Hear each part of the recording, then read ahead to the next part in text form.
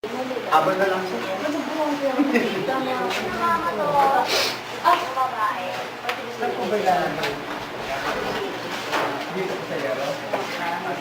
It's okay, can me right here? Yep. Just record this. Do the movie. Ano, diretso na tayo? Ano siya?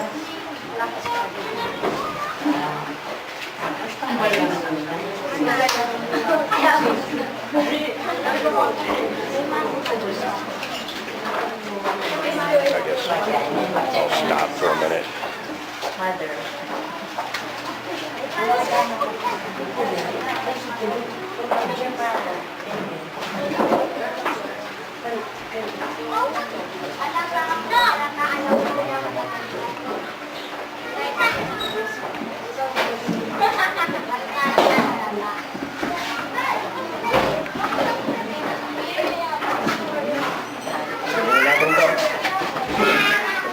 Mamaya ka na mas badal yun. Okay, so, dito ng ninong, ninang. Okay.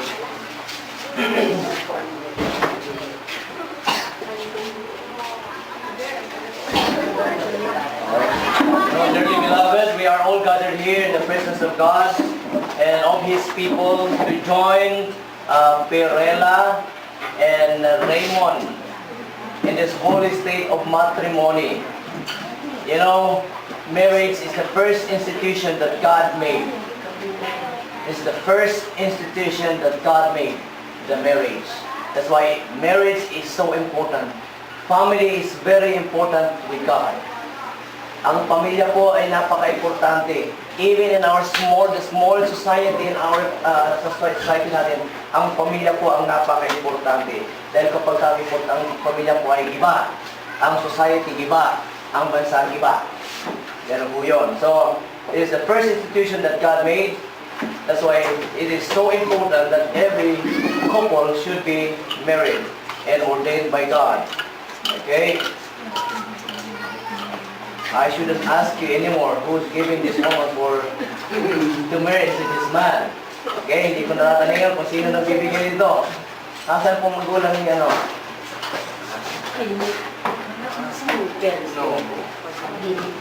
Wala.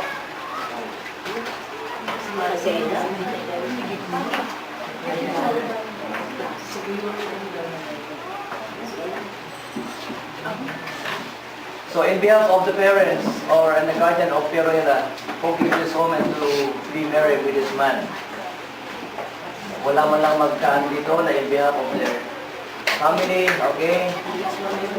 Wala.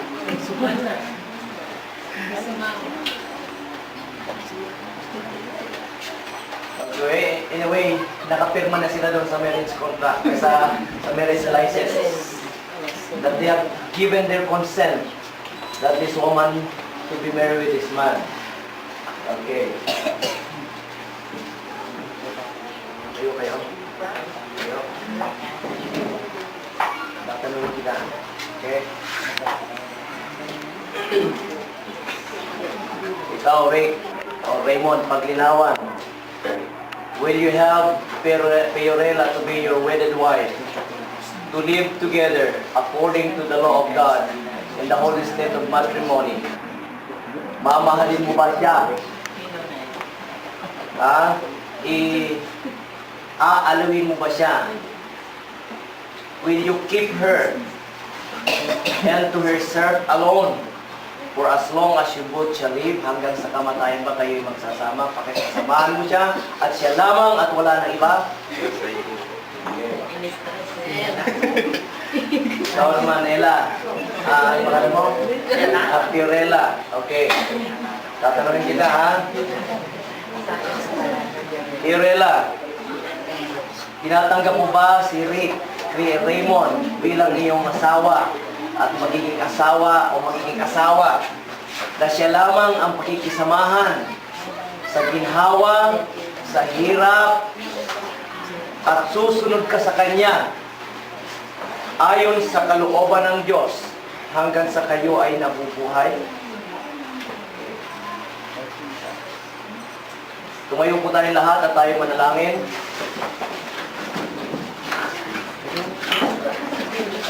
Dakilang Diyos, kami po ay lumalapit sa iyong banal na trono, Panginoon, at inihahando ko, Panginoon, ang dalawang kaluluwang ito, Panginoon, na nagkakaisa, Panginoon, na nagtatanggap sa kanilang isa't isa, Panginoon, upang magkaisa, Panginoon, sa holy state of matrimony.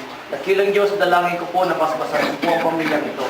Na sila'y mamuhay, Panginoon, ayon sa kalooban mo at gabayan ng kanilang anak, Panginoon. Turuan, Panginoon, na matakot sa iyo at turuan ang kanilang mga anak, Panginoon, na maging matapat din at maglingkod din sa iyo, Panginoon.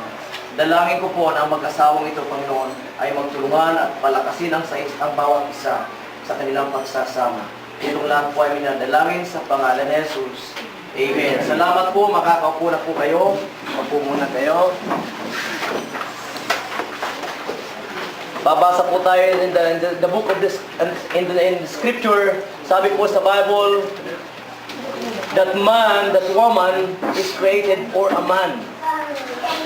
Okay? Ang una pong ginawa ng Diyos ay lalaki. God talked directly to a man, not to the woman. When God created man, He first made the man, not the woman. The reason why there was a woman is because of a man. Kaya nga po, ang lahat ng desisyon ng lalaki, rather ng babae, ay naaayon doon sa desisyon ng lalaki. Kaya po hindi pwedeng magkaroon ng overlap. Lagi pong ang lalaki ay nasa ibabaw, siya po ang ulo lagi, siya ang ugat ng desisyon. Lahat ng desisyon sa pamilya ay nanggagaling sa lalaki. Ang babae pwede rin magkaroon siya ng tinatawag na suggestion. Pero when we talk about suggestion is just a suggestion and hindi mo pwedeng itong igiit upang sundin. Kaya dapat ang babae ay nagpapasakop sa lalaki. Alright? Ang lalaki, mamahalin niya ang kanyang asawa. Sabi ng Biblia, dapat mahalin ng asawa. Hindi inutusan ng Bible na ang babae mahalin ang asawa niya. Inutusan ang babae na ang babae ay inutusan ng Bible na paglingkuran niya ng buong katapatan.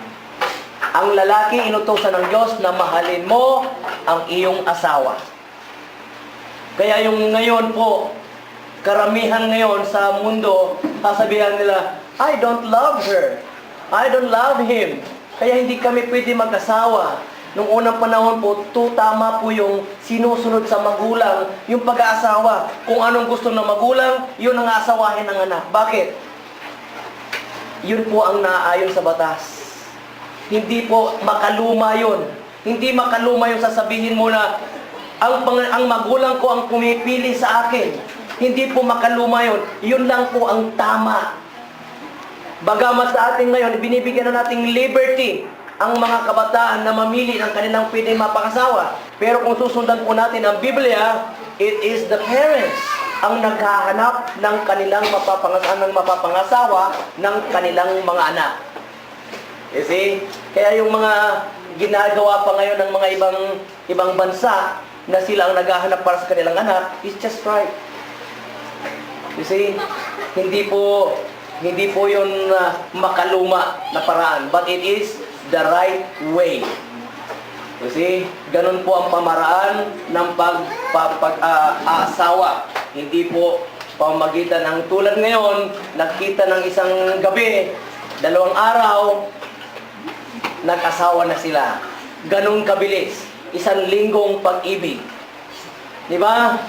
1 linggong pag-ibig, Lunes nakilala, Martes, hanggang sa dumating ng linggo, nagkahiwalay kaagad sila. Yan ang tinatawag na 1 linggong pag-ibig. You see? Kaya po, dapat matandaan po natin, hindi lang sa mga kinakasal, kundi po sa bawat isang naandito ngayon, na dapat tandaan po natin yan, that marriage is the first institution that God has made, na dapat po natin pahalagahan Hindi, kung meron ng mga nagkasama dyan na hindi pa na ilalagay sa tama, yung pinaka mas madali ay dapat mangyari kaagad. The sooner the better. Na dapat po maitama ang kaating mga buhay, everything, hindi pa naman late. Meron po pwede pa natin gawang paraan. Okay? So, I hope that the short message na naibigay ko po sa inyo ay nakakuha po kayo ng konting pag-aaral patungkol sa Diyos. Okay? Nais ko pong